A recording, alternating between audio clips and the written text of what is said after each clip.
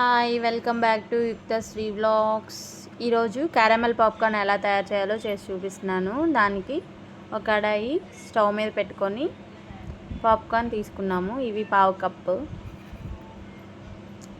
ఇవి ఒక కడాయిలో 2 టేబుల్ స్పూన్ల ఆయిల్ వేసుకొని ఆయిల్ వేడయ్యాక ఈ పాప్కార్న్ ఈ మొక్కజొన్న విత్తనాలని అందులో వేసాము. కొంచెం సాల్ట్ వేసి బాగా కలదిప్పాలి.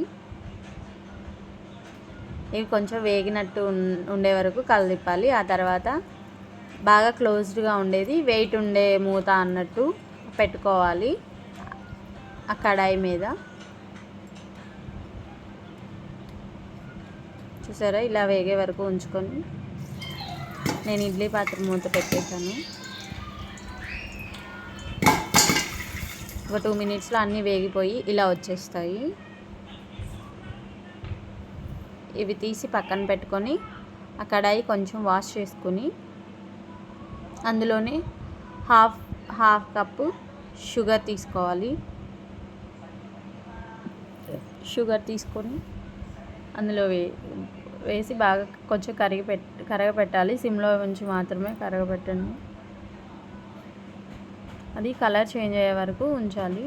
కొంచెం వాటర్ యాడ్ చేయండి, కొంచెం అంటే కొంచెమే. ఇప్పుడు బటర్ కానీ నెయ్యి కానీ వేసుకొని కొంచెంగా కలదిప్పండి.